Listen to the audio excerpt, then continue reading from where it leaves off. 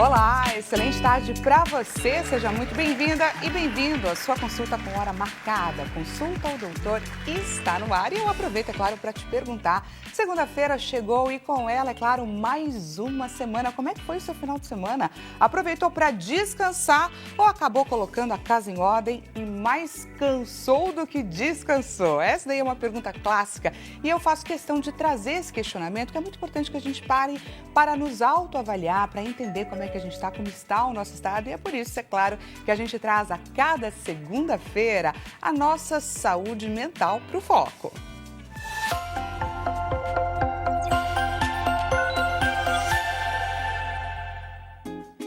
Hoje o nosso bate-papo é sobre TOC, transtorno obsessivo compulsivo ou então atitudes repetitivas. Até que ponto, gente, a organização, o controle, as repetições fazem parte da nossa personalidade e quando que isso passa a ser o sinal, o indicativo de alguma patologia? De que forma que isso pode dar ou ter se transformado em um transtorno? Esse é o questionamento que a gente vai trazer e a importância, é claro, do nosso bate-papo. Lembrou de alguém a quem essa nossa consulta é necessária? Nós estamos em transmissão ao vivo pelo site www.ritv.com.br. Corre e compartilhe o nosso link de transmissão. Você consegue fazer isso também através do nosso aplicativo. Pois é, o aplicativo HitPlay. Aproveito, é claro, para te convidar para baixar esse aplicativo. Através dele você consegue não só ter acesso à nossa programação ao vivo, quanto caso você tenha perdido um Vejam Só, um Jornal das 22, você consegue ter esse conteúdo de forma fácil, rápida e também gratuita. É a Hit na palma da sua mão. Te convido, gente, a participar dessa consulta. Afinal de contas, marcamos ela com todo carinho para você. Traz para a gente a sua dúvida ou o seu relato pelo DDD 11 3337 5886. Você também pode participar através do nosso Instagram, @consulta ao Dr. Hit TV. Lembrando, quando o assunto é bastante particular, a gente também faz questão de te lembrar que você consegue participar de forma anônima. Basta você deixar isso bem claro para a nossa produção, que a gente vai tomar todo o cuidado, mas a gente não vai deixar de trazer o seu questionamento, de trazer aqui o seu relato. Combinado? Esse é o acordo que a gente faz aqui a cada tarde, não é verdade? Também gostaria, claro, de te convidar para você participar de uma enquete que está acontecendo neste exato momento no nosso Instagram. Aonde essa enquete acontece? Lá nos nossos stories. Diretor João Capellini, excelente tarde para você, uma excelente semana. Coloca pra gente, por favor, a nossa enquete na tela. @consulta ao Dr. Hit TV. Qual dessas afirmações sobre tratamento de TOC, na sua opinião, é verdadeira? O TOC pode ser superado só com força de vontade. Medicamentos para TOC causam dependência. Evitar situações que causam ansiedade. Esse é o tratamento que deve ser feito. Apenas evitar essas situações. Ou terapias específicas podem diminuir episódios ou são focadas para diminuir episódios. Clica lá na alternativa que você considera ali mais importante, que a gente vai entender por onde que caminha, claro, os tratamentos disponíveis. Combinado? Deixa eu aproveitar para te apresentar quem são os nossos convidados desse nosso bate-papo, dessa nossa consulta na tela. Vamos lá, começando pelo Dr. Victor Romão, médico psiquiatra. Atua há 3 anos na área, motivado pelo interesse de ouvir e compreender as histórias de seus pacientes. Tem como diferencial a participação ativa do paciente nas decisões, preservando a sua autonomia ao longo do tratamento, que é muito importante, não é verdade? Um dos grandes desafios do dia a dia é ajudar o paciente a compreender quando um sofrimento faz parte da experiência humana e quando passa a exigir cuidado clínico. E agora a gente vai conhecer um pouco mais sobre a Kelly Prado, psicóloga e neuropsicóloga. Atua há 23 anos na profissão, escolhida ainda na adolescência por seu perfil calmo e pela habilidade da escuta. Seu diferencial é a especialização em neuropsicologia, que amplia a compreensão do cérebro e do comportamento humano, permitindo intervenções mais precisas no dia a dia. Tem como desafio também ajudar as pessoas a alcançarem processos terapêuticos mais rápidos e também eficazes, promovendo, é claro, qualidade de vida. Sejam muito bem-vindos. Obrigada. obrigada. Muito bacana ter vocês aqui, gente, para esse bate-papo. Afinal de contas, falar sobre transtornos, sobre questões que envolvem a nossa saúde mental é de extrema importância. Muitas vezes a gente não tem essa oportunidade, essa possibilidade no nosso dia a dia. Por isso que a gente faz questão, é claro, de trazer esse bate-papo aqui nas nossas segundas-feiras. Primeiro, eu gostaria de entender, Kelly, o que é o TOC, o transtorno obsessivo compulsivo, porque muitas vezes ele é confundido com comportamentos nossos. Então, explica o que é o TOC. Sim, boa tarde, Dani, boa tarde, Dr. Vitor, boa tarde a todos que estão nos vendo. O TOC é o comportamento que fazemos várias vezes durante o dia, durante um período, mas não os comuns, que você falou, né? Aqueles comuns principalmente depois da pandemia, bastante gente adquiriu muitos comportamentos repetitivos, mas são os comportamentos que causam prejuízo no dia a dia. Então, que causam prejuízo no trabalho, antes de sair de casa. Eu não consigo ir para uma próxima tarefa se eu não terminar essa, ou se eu não fizer X vezes tal situação. Um exemplo, preciso lavar a mão 3 vezes, preciso conferir se a porta está trancada 4 vezes, então eu preciso. Quando isso começa a causar prejuízo na vida profissional e pessoal, já virou patológico. Então, não são os nossos costumes de que eu vou lá de novo, mas consigo fazer outra coisa. Você pegou o costume de tirar os sapatos, mas se um dia você esquecer e entrar, isso não vai te causar angústia. Tá. Essa é a grande diferença do comportamento repetitivo patológico para o comum nosso do dia a dia. Perfeito. Doutor, ser uma pessoa metódica, vou trazer aqui algumas personalidades, né? Uma pessoa controladora, uma pessoa mais detalhista, significa necessariamente ter um transtorno? E até que ponto isso, né? A doutora estava falando aqui sobre essa questão do prejuízo.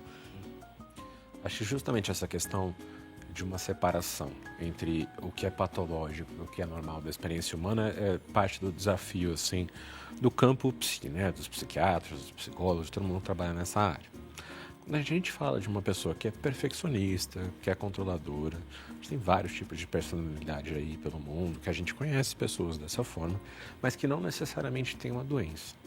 Acho que, reforçando o que a Kelly falou, assim, a gente nota quando esses pensamentos que se repetem, porque o transtorno obsessivo-compulsivo é feito dessa dupla aí, desses pensamentos que se repetem, que não vão embora. Os pensamentos obsessivos, eles normalmente vêm com um teor negativo. Então, quando a gente está passando o dia pensando de uma data legal, de uma comemoração, de quando o dia que a gente foi casar, isso não é uma memória boa, isso não é uma obsessão. Os pensamentos obsessivos normalmente vêm associados a esses rituais. Então, por exemplo, uma pessoa que precisa lavar a mão 3 vezes, mais vezes por dia, normalmente está associado ao medo de contaminação, de que possa ter entrado em contato com alguma substância, com alguma doença, e daí precisa obsessivamente, compulsivamente, ficar se lavando. Isso é diferente de quando a gente fala de uma pessoa um pouco mais controladora, um pouco mais rígida nos hábitos, que prefere que as coisas sejam de uma forma, mas ainda tem a liberdade de escolher quando aquilo não é possível e consegue fazer essa escolha sem ter tanta angústia. Tá. E qual que é a relação entre o transtorno obsessivo-compulsivo e a ansiedade? Ela está sempre ligada ou não necessariamente? E quais seriam os exemplos, né? Tá ligado, porque é a angústia de se eu não fizer, algo vai acontecer. É um pensamento sempre no futuro. Sempre ali no futuro, a ansiedade. Então, se eu não fizer isso, se eu não fizer esse ritual, porque acaba sendo um ritual, algo de ruim, e sempre é ruim, vai acontecer. Então, eu vou ter um prejuízo, ou o meu pensamento vai levar que a consequência que vai ter é desastrosa. Então, ela precisa, entre aspas, evitar esse tipo de consequência. Como? Fazendo o ritual. E é necessário. Então, ela está sempre interligada, sim. E a gente acompanhou, né, uma matéria do Redação HIT, onde teve um estudo que pontuou que, por conta da dificuldade, dos sintomas que muitas vezes são comuns do dia a dia, que muito diz respeito também à nossa personalidade, a gente acaba confundindo, e que você chegar num diagnóstico de um transtorno obsessivo compulsivo pode levar até 4 anos. Por que isso, doutor? Isso acontece, na verdade, por um misto de culpa e de desinformação. E autoconhecimento interfere muito, não é? Com certeza. Uma coisa que interfere, assim, muito importante nos pacientes é que, primeiro, que esses rituais eles não necessariamente são visíveis. Quando a gente fala desses rituais mais estereotipados ou que aparecem um pouco mais na mídia, nesse sentido das pessoas precisarem arrumar as coisas de uma certa forma, precisarem apagar o interruptor N vezes para se sentirem bem para sair de casa, ou precisarem lavar as mãos compulsivamente. Esses são comportamentos externalizados, em que às vezes os familiares conseguem ver, outras pessoas conseguem ver. Mesmo assim, nem todo mundo tem informação sobre isso ser um problema. Muitas vezes acontece o que a gente chama de acomodação familiar. Os familiares começam a ajudar para tentar diminuir a ansiedade do paciente, a auxiliar nesses rituais ou fazer outras acomodações para que eles possam ser feitos. O outro lado disso, de fato, é a desinformação. Os pacientes, por causa dessa questão de não entenderem que necessariamente a doença, sentem muita vergonha desses sintomas, escondem de outras pessoas. Parte desses sintomas não são visíveis, então às vezes eles podem, por exemplo, neutralizar toda vez que tem um pensamento ruim, faz um pensamento bom, ou faz, por exemplo, uma prece na cabeça para tentar neutralizar. Então, por um lado, nem sempre isso é tão visível, não é tão fácil quanto parece visualizar. E por outro, os pacientes sentem muita vergonha desses sintomas porque não entendem necessariamente de que isso pode ser um transtorno, isso está fora do controle deles.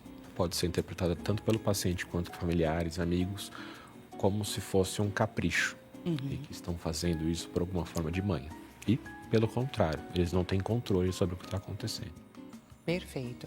Lembrando, pessoal, quem quiser participar, trazer o seu questionamento, trazer o seu relato, não perca essa oportunidade, já estamos aqui e apostos, prontos para tirar, é claro, a sua dúvida, ok? Então encaminha para a gente pelo DDD 11 3337 5886. Doutora Kelly, existem mais de 10 tipos, correto? Sim.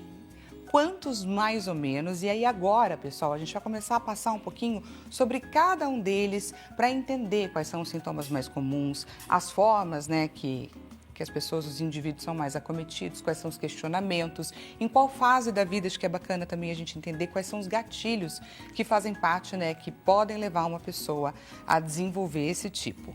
Então, mais de 10, certo?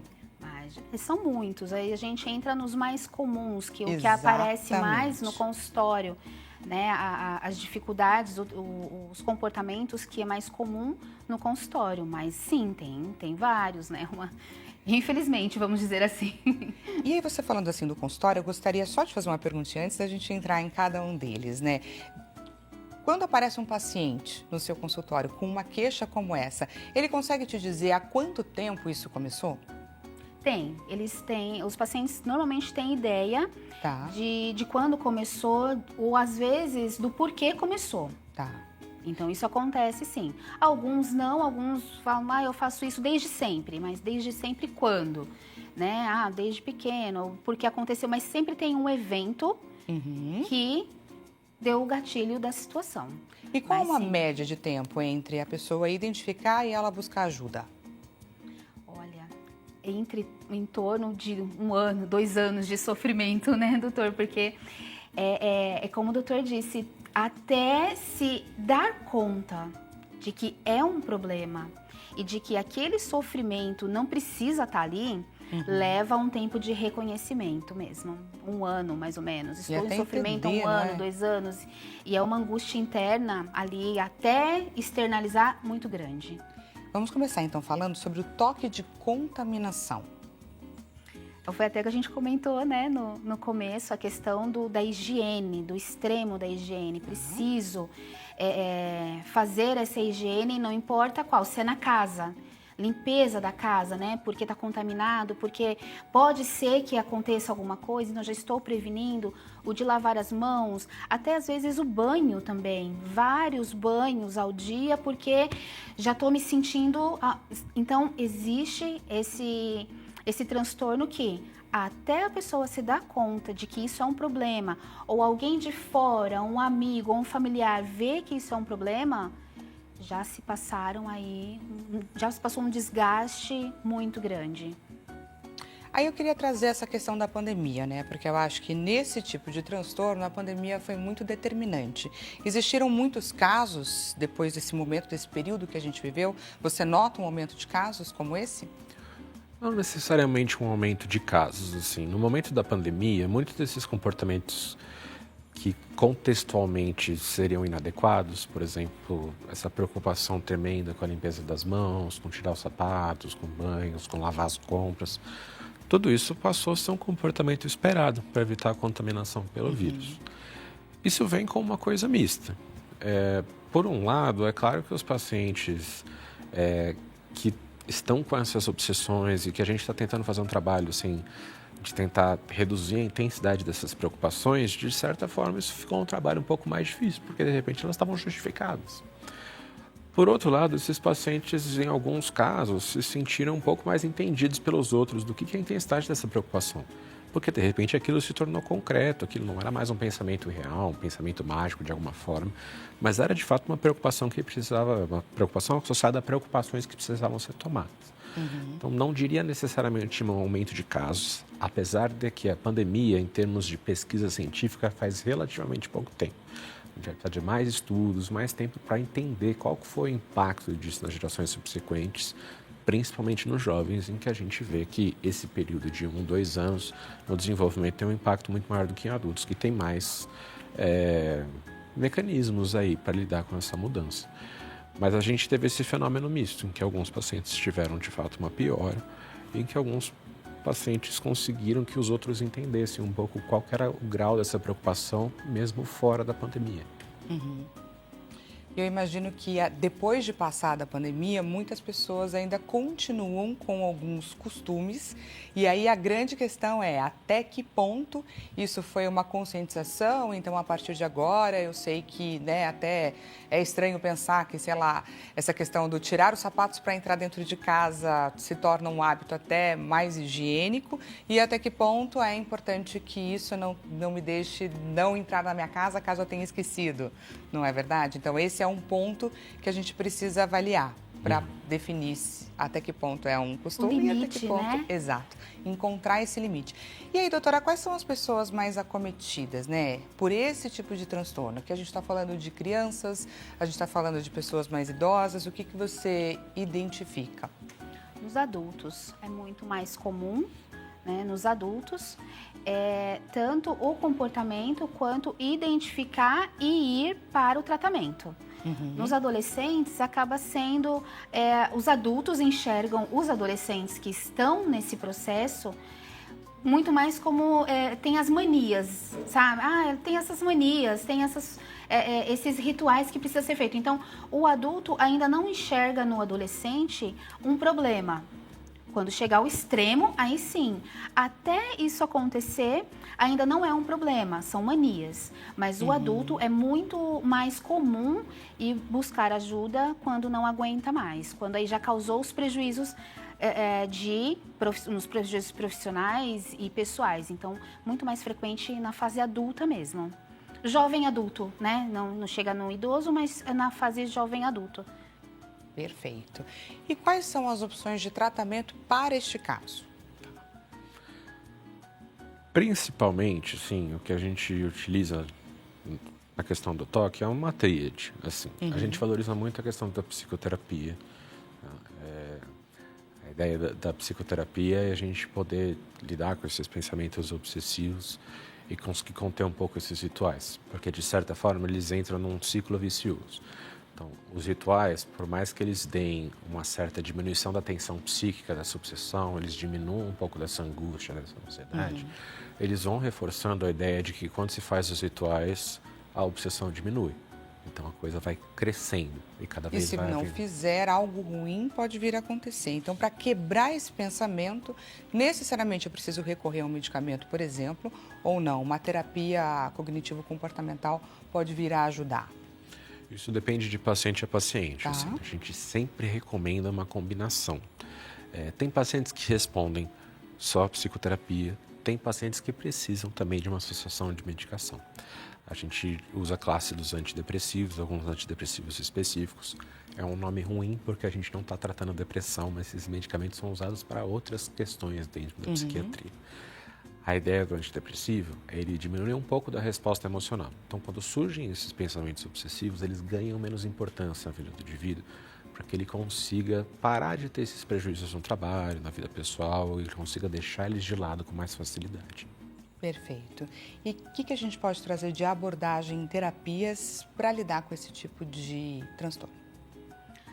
Além uma coisa que eu sempre falo para os pacientes, que assim, tem muitos pacientes que infelizmente ainda são resistentes à medicação, né? Respondem bem à psicoterapia, mas chega um momento de que não tem mais o efeito, não tem a força, não tem mais aquela energia para poder regular, né, o pensamento. Então, o pensamento intrusivo, entender que não tem, a consequência ruim não vai acontecer se não fizer aquele ritual, vai ficar tudo bem. Mas chega um momento que o paciente não consegue mais fazer isso sozinho, aí é quando é a indicação da medicação. E eu sempre falo que a medicação vai ajudar para dar esse impulso da vontade dar força para não fazer, para não pensar. Então, a medicação ela vai fazer esse processo de eu consigo, vai acalmar, vai desacelerar. Então, o paciente acaba aceitando um pouco mais, mas a medicação ela faz com que a pessoa desacelere, fique menos ansiosa e se não fizer o ritual, vai entender que vai ficar tudo bem. E na psicoterapia, a gente mostra quais são os gatilhos? O que está causando? Por que você faz? Qual é o motivo? O que iniciou? Então, é todo esse autoconhecimento, porque chega numa hora, Dani, que é tão automático que a pessoa não sabe nem por que faz, nem como começou. Então, a terapia, ela vai ajudar a entender esses gatilhos, a entender tomar essa consciência, essa consciência, esse emocional. E a medicação vai dar a energia necessária para acalmar mesmo. E olha que importante isso, gente. Essa questão do autoconhecimento é extremamente necessário. E aos poucos, quando você for percebendo que o lado ruim não acontece, que continua tudo bem, você vai diminuindo aquela sensação e aquele pensamento, né? Diminuindo aquela vozinha dentro de você, até que você entenda que aquilo não faz sentido de fato. Exatamente. Que interessante, que bacana. Vamos para a participação da nossa audiência. Temos pergunta para os doutores. Quem participa é a Valéria Cristina, do Rio de Janeiro. Valéria, seja muito bem-vinda. Quando fico ansiosa, meu coração fica acelerado e as minhas mãos suadas. Penso que isso seria por causa de eu cuidar de uma família com problemas psicológicos. Será que isso é toque? Valéria, muito obrigada, viu, pela sua participação. E aí, começando pela doutora, começando pelo doutor. Doutor. Na verdade, assim, quando a gente se fala dessa questão, isso parecem sintomas ansiosos. Assim, essa questão da sudorese, essa questão dessa preocupação. É difícil a gente dizer com esse relato, porque a gente precisa investigar qual que é o contexto que esses sintomas surgem, o que vem associado. Voltando àquela questão da explicação do funcionamento do toque, isso funciona com essas ideias obsessivas, que são ideias repetitivas, que são desagradáveis, a gente não consegue expulsar elas, associados a esses comportamentos compulsivos, esses rituais que a gente repete para tentar diminuir. Nesse relato, nesse texto, não tem característica de toque, o que não significa que não possa ser toque. Isso precisaria de uma avaliação profissional. Mas o que ela trouxe nessa mensagem foi mais esse questionamento, né, com relação ao cuidado que ela tem com uma família que, né, possui transtornos também psicológicos. Perfeitamente. Acho que isso também é uma outra questão que a gente tem que trazer. Assim, existe um adoecimento do cuidador. A pessoa que fica responsável pelos cuidados, muitas vezes adoece por um esgotamento mesmo, porque fica responsável por todas as acomodações necessárias às outras pessoas da família. E que às vezes, assim, quando a gente vai fazer um processo de psicoterapia, inclusive associando os familiares, ouvindo os familiares, a gente envolve toda a família para entender que pode ter um sofrimento em outras pessoas da família e como que a gente vai dividir essas responsabilidades. Com certeza isso vale uma avaliação profissional para entender se ela de fato está adoecendo em razão desse cuidado excessivo que ela está tendo com as outras pessoas da família. E muito bacana isso que o Dr. Victor trouxe aqui para o bate-papo, em relação a esse relato da Valéria, a importância de cuidar de quem cuida. Exatamente. É muito importante porque é uma carga muito grande, é uma responsabilidade muito grande e às vezes tentando entender, lógico, como o doutor disse, a gente precisa de mais informações para poder, mas se ela cuida de uma família que também tem transtornos psicológicos, pode ser que ela tenha pensamentos de cuidados excessivos, repetitivos, que também pode estar causando um prejuízo nela. Então, a preocupação, o pensamento, preciso fazer isso, nossa, mas tem fulano que tem que cuidar. Então, o pensamento repetitivo, que não deixa ela ir para uma próxima função, não sei se seria o caso, mas é uma linha de pensamento também que a gente pode pensar. Se é toque? Não tenho certeza, mas é uma possibilidade se a gente pensar, né, doutor, nos pensamentos repetitivos de cuidado, de rotina, preocupação. Muito bacana essa sua observação com relação a esse relato que a Valéria trouxe para a gente. E o mais importante é que ela identificando, né, que ela tem essa questão do cuidado com o próximo, dessa preocupação, desse gatilho, não é, que muitas vezes a mão sua, esse pensamento mais ansioso e tudo mais que toma conta do corpo, a importância de cuidar da saúde mental. Total. Isso daí é muito importante, não é, doutora? Sim, porque além dos pensamentos, isso vem com uma crise, que é parecido com os sintomas que ela disse, né? Coração, mão suando, uma crise de ansiedade. E isso também paralisa a pessoa, incapacita de cuidar dos outros. Quando está em crise, quando acontece essa crise, é totalmente incapacitante. Mas existem caminhos, não é, doutor? Basta saber quando é a hora de pedir ajuda e eu acho que talvez tenha chegado nesse ponto, não é? Identificar que você precisa encontrar um caminho. Valéria, muitíssimo obrigada pela sua participação, obrigada por trazer para a gente esse seu depoimento tão pessoal, mas que enriqueceu bastante aqui o nosso bate-papo, que os doutores trouxeram apontamentos muito importantes. Muitíssimo obrigada pela sua participação. E temos mais participação da nossa audiência na tela. Quem participa agora, Giovana Mendes, aqui de São Paulo. Giovana, seja muito bem-vinda à sua consulta. Meu filho de 9 anos lava as mãos muitas vezes e chora se acha que encostou em algo sujo. Isso pode ser toque? Criança pode ter toque? Giovana, muito obrigada pela sua participação. Sim, com certeza. A gente falou sobre a probabilidade maior ser em adultos. Mas criança sim, pode ter. E isso pode ser um sintoma de toque, sim, início, vamos dizer. Mas que pode ser totalmente revertido através da psicoterapia. Aí o doutor vê a possibilidade de uma medicação ou não, mas isso tudo é dentro de uma análise certinho do histórico de vida e como que esses sintomas estão no seu filho. E para quem está gostando aqui do nosso bate-papo, a gente vai para um rápido intervalo, daqui a pouquinho voltamos. Portanto, se você tem alguma dúvida, não perca a oportunidade, encaminha para a gente no intervalo a sua dúvida. Até daqui a pouco.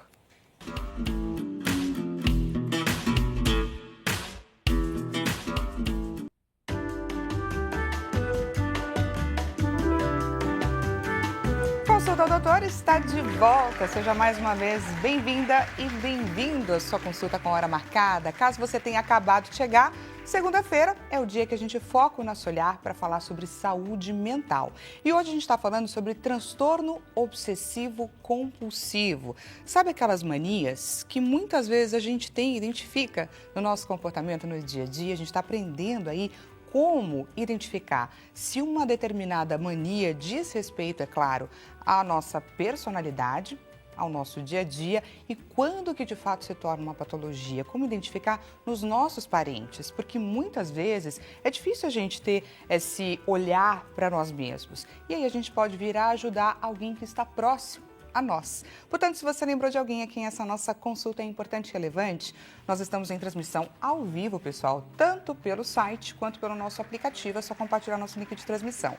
Site www.hittv.com.br, da forma como está aparecendo aqui na nossa telinha, e o nosso aplicativo é o aplicativo HitPlay. Te convido, é claro, a você participar dessa consulta. Traz pra gente a sua dúvida, o seu relato, DDD 11 3337 5886. Não perca a oportunidade. Muitas vezes a gente tem dúvida com relação a comportamento, sintomas, passam ali pela nossa cabeça, a gente recorre aonde? Doutor Google. Pois é, aqui a gente tem a oportunidade de você consultar os doutores. Portanto, encaminha para a gente. Caso você não queira se expor, é só você sinalizar para a nossa produção. Fala pra gente que você não quer ter o seu nome revelado, que a gente vai tomar todo cuidado. Você consegue participar também através do nosso Instagram, @consultadoutorhittv. Por lá, eu vou pedir também que você participe de uma enquete que está aguardando por você nos nossos stories, @consultadoutorhittv. Diretor João Capellini, coloca pra gente, por favor, a nossa enquete na tela. Qual dessas afirmações sobre tratamento de toque, na sua opinião, é verdadeira? O toque pode ser superado só com força de vontade. Medicamentos para toque podem causar dependência. Evitar situações que causam ansiedade é suficiente ou fazer terapias específicas podem ajudar a diminuir os episódios. Clica na alternativa que você considera aí a verdadeira, que a gente vai debater também sobre esse assunto mais para o final do programa. Por enquanto, para você que chegou agora, deixa eu aproveitar para apresentar os doutores que estão fazendo aqui parte do nosso bate-papo. Doutor Victor Romão, médico psiquiatra, e também estamos com a doutora Kelly Prado, psicóloga e neuropsicóloga. Aproveita, é claro, para agradecer a aula que vocês estão dando aqui para a gente.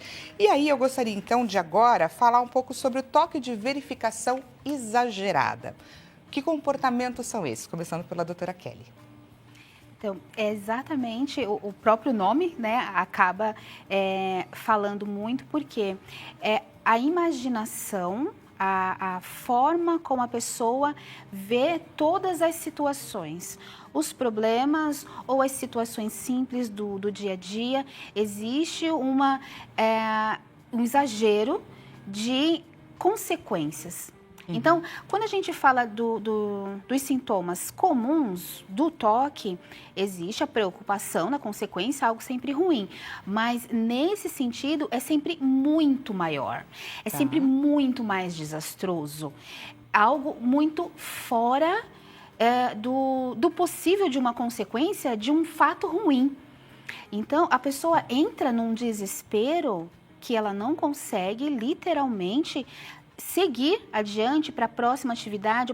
Então, ela congela o ser humano. Então, eu não sei se seria muito mais grave, porque existe um medo, né? Um pavor exagerado de uma situação. Porque realmente, né, situações, se a gente for parar para pensar, eu imagino que faça parte aí do cotidiano de muita gente. Saí de casa, achei que não tranquei a porta, preciso voltar. Ou então, será que eu estacionei o carro e travei bonitinho, está tudo certo? Enfim, será que eu desliguei o forno depois que eu utilizei? Mas aí você está trazendo então aqui para o nosso bate-papo de que a proporção do não fiz é muito exagerada. É muito exagerado, é muito maior e a pessoa não consegue fazer a próxima atividade, ou então ela precisa voltar porque, no caso, esqueceu, acho que esqueci, mas eu preciso voltar. Não, se eu não voltar, a casa vai explodir. Não, se eu não voltar, o bairro inteiro vai explodir. É algo muito desproporcional. Esse é um tipo de toque também que eu imagino que ele esteja ligado mais com os adultos, até pela característica e pelo peso, né, das consequências. Mas quais seriam as pessoas mais acometidas, assim, no sentido de serem as mais frágeis? Como a gente comentou, como a Kelly comentou antes, assim, aparece o toque em criança, em adolescentes ali. Normalmente ele surge mais frequentemente aí na idade adulta. É difícil a gente estabelecer quem são as pessoas com maiores fatores de risco para toque. O que a gente observa? Parece ter uma maior incidência, um maior risco para pessoas que têm parentes de primeiro grau, que já têm o transtorno, que já apresentam. Normalmente o toque, ele não surge de uma vez, de uma hora para outra. Então ele vai começando aos poucos com essas perguntas insistentes. Então, nesse caso da verificação, é assim: eu desliguei o forno? Todo mundo pensa, isso eu desliguei o forno.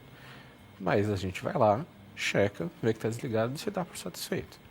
No caso do toque, você vai lá, checa, só que você não se dá por satisfeito.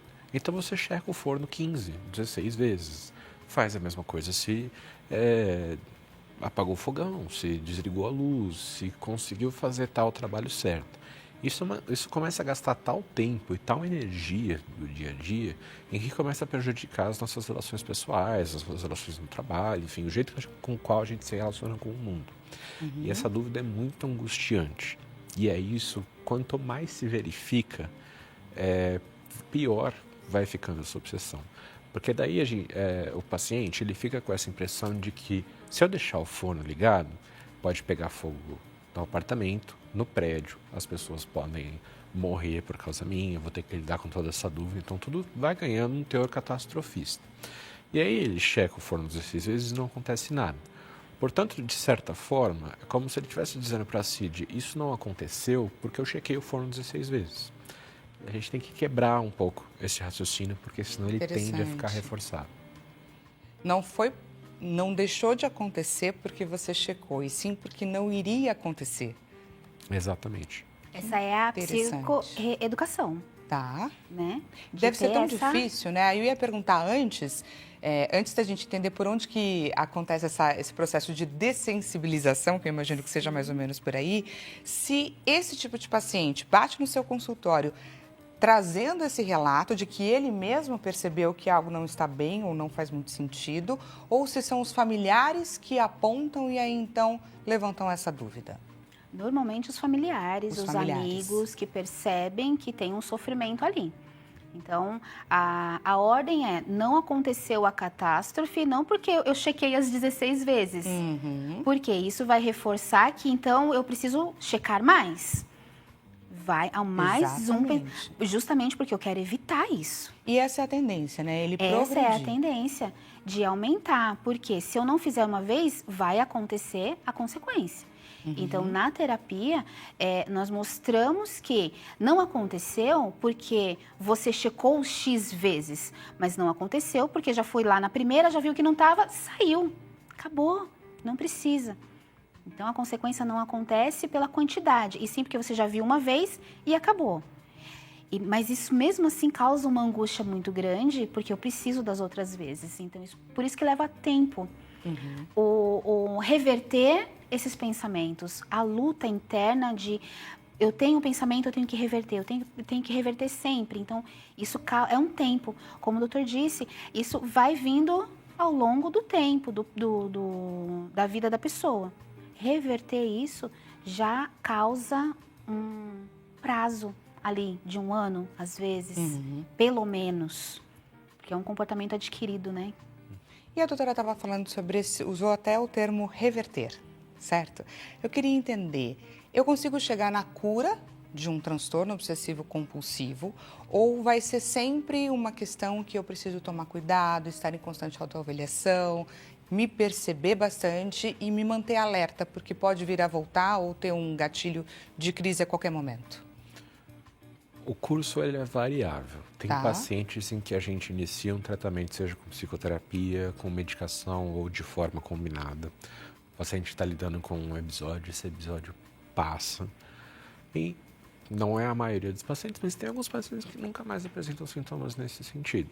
Foi uma resposta patológica, dado o evento, dada a situação, que como a doutora Kelly colocou, às vezes a gente tem que entender qual que é o funcionamento disso, quais são as situações que se relacionam a isso e mais ou menos de onde surgiu esse comportamento. Isso não é fácil de identificar, nem sempre fica claro, mas tem pacientes que respondem e não precisam mais da nossa ajuda. Boa parte dos pacientes evoluem em episódios, então a intensidade dos sintomas ela varia também conforme fatores estressores de vida. Então, como você colocou, assim, isso pode surgir, por exemplo, no período do perigestacional, então no início da gestação, ao final, pode acontecer também com homens, aquele cuidado excessivo com a criança, que é natural para todo mundo, porque é uma mudança grande de vida. Mas às vezes e a responsabilidade, né, de você, por exemplo, ter agora uma criança para cuidar, depender de você. Sim, mas a gente vê pacientes que começam a ter, pelo menos, por exemplo, pensamentos intrusivos, pensamentos que não são bem-vindos, que parecem vir, de certa forma, externos, são pensamentos que os pacientes reconhecem como deles, mas que incomodam muito, que é, por exemplo, e se eu machucar o meu bebê? O paciente não tem desejo de machucar o bebê, não tem risco de machucar o bebê, mas essa imagem desconfortável, esse pensamento, então começa a evitar, por exemplo, a convivência com a criança, ou não fica sozinho com a criança, coisas nesse sentido. Isso pode aparecer em vários períodos da vida, dando um exemplo. Então, pacientes que têm episódios de melhora e de piora. E daí a gente tem os pacientes refratários, que é em torno ali de 10% dos pacientes que têm uma dificuldade maior de resposta, tanto a psicoterapia quanto a medicação, que daí precisam de tratamentos um pouco mais intensivos. Entendi. Vamos de perguntinha da nossa audiência. Pergunta na tela. Quem participa agora a gente recebe uma mensagem anônima. Passei a vida achando que era perfeccionista, mas isso tem atrapalhado meu trabalho e também meu casamento. Mas eu tenho vergonha de procurar ajuda porque acho que vão achar que é exagero. O que eu posso fazer? Bom, nesse caso, nunca é exagero. Para as pessoas da família ou para os leigos, vamos dizer assim, pode sim ter essa visão. Mas, se a gente for pensar, tudo que a gente faz de diferente acaba sendo visto por alguém de uma forma diferente e errada. Procurar ajuda é essencial, ainda mais que você vê que já está causando prejuízo no casamento, na vida pessoal, no trabalho. O principal, o mais importante e o mais difícil foi você reconhecer que tem um problema. Então agora é buscar ajuda e perceber que os profissionais da saúde nunca vão achar isso exagero, pelo contrário, vão te apoiar e vão te ajudar a reverter, a melhorar todos esses comportamentos para que você tenha qualidade de vida em todos os âmbitos da sua vida. E acaba de chegar mais uma perguntinha da nossa audiência. Pergunta na tela. Então vamos lá que eu vou ler para vocês, da Gisele Barcelos. Ela é do Rio de Janeiro. Gisele, seja muito bem-vinda à sua consulta. Quando eu vou fazer limpeza da casa, sempre demoro ali bastante porque eu passo muitas vezes o pano no chão, no mesmo cômodo, e lavo diversas vezes esse pano. O mesmo acontece para tirar o pó dos móveis. Limpo muitas vezes e isso me esgota. Olha aqui a Gisele sendo bastante honesta no seu relato, mas eu não consigo fazer diferente e me deixa muito esgotada. O que eu posso fazer? E aí, doutor Vitor? Perfeito. Gisele, acho que você traz uma coisa muito importante no seu relato, que é uma frase que me chamou a atenção, que é assim: eu não consigo fazer diferente. Marcador, assim, quando a gente vai pensar em sofrimento, em um transtorno mental, é justamente essa questão que eu comentei antes da alienação da liberdade. A gente não consegue fazer diferente. Claro, eu não consigo fazer um diagnóstico seu por aqui, mas eu acho que vale uma avaliação médica, uma avaliação psicológica, porque você me conta que tem um jeito de limpar a casa que está te esgotando, que você não gostaria de fazer dessa forma e, no entanto, não consegue fazer diferente. Isso pode sim ser um sinal de toque.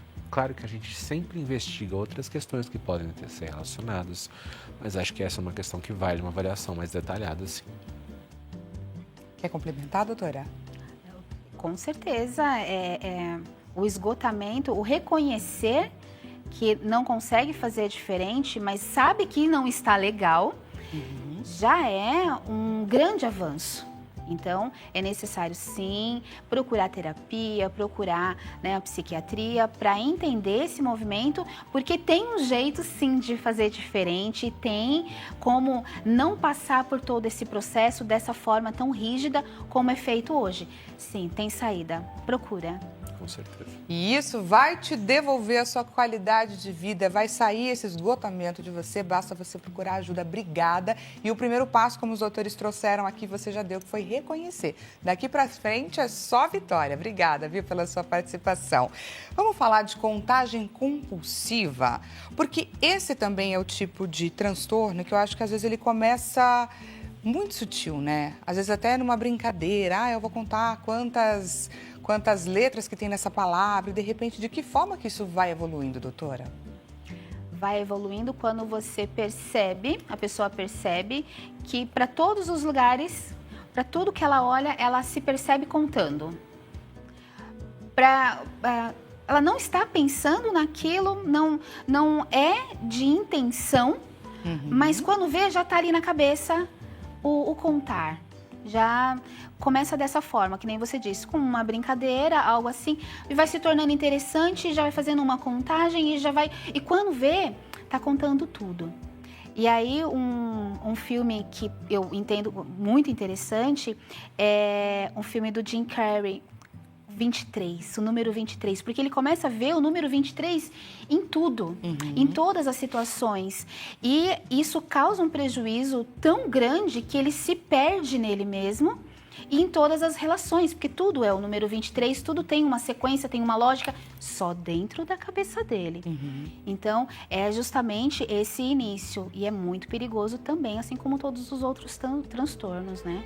E a doutora trazendo aí esse relato, né, trazendo essa lembrança do filme, ele é um filme tido como perturbador. Então, esse tipo de transtorno, ele chega nesse ponto mesmo, não é só uma contagem X. Em casos mais graves, eles de fato podem causar um prejuízo muito significativo na vida do paciente.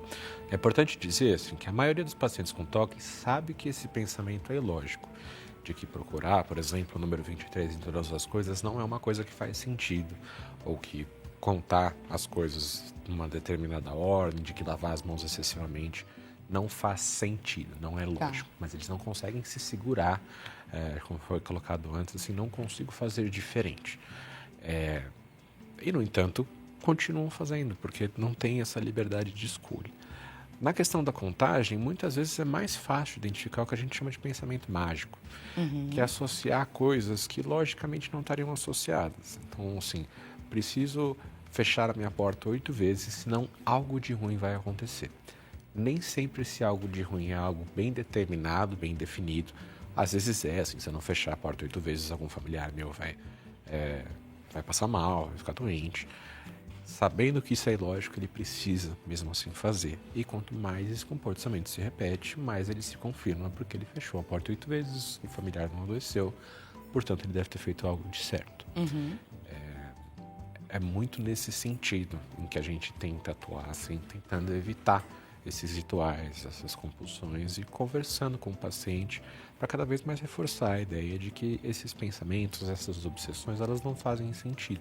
Para que ele entenda que ele pode sim ter autonomia, né, sobre a vida dele novamente. Exatamente. Vamos juntos conferir o resultado da nossa enquete? Resultado na tela. Agora a gente vai ver por onde caminha aí o pensamento do pessoal, né, dos nossos seguidores, da nossa comunidade aqui do Consulta ao Doutor.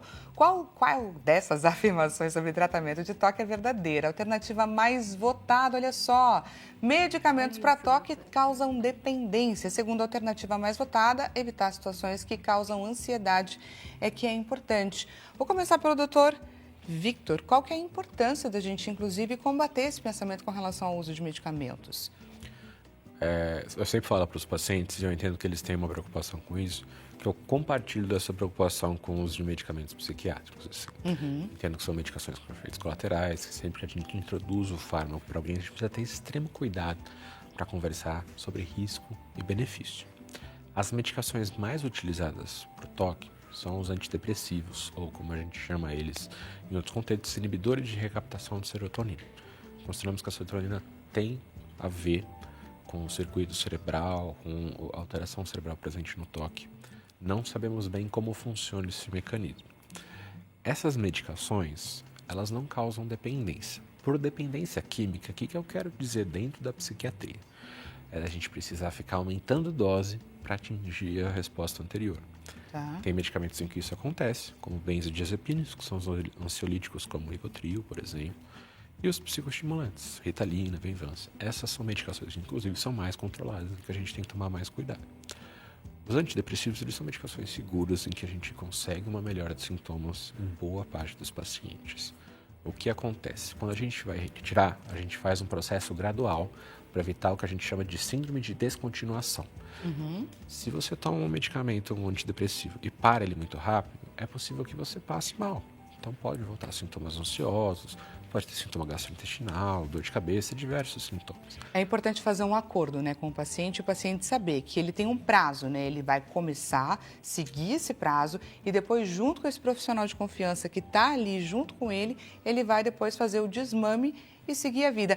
Doutores, gostaria demais de agradecer a presença de vocês aqui hoje. Muito obrigada. Para você que gostou, quer conhecer um pouquinho mais do trabalho do doutor Victor Romão, médico psiquiatra, ele deixa à sua disposição o Instagram, psiquiatria.victor, e também o WhatsApp, DDD 11 9 3219 3524.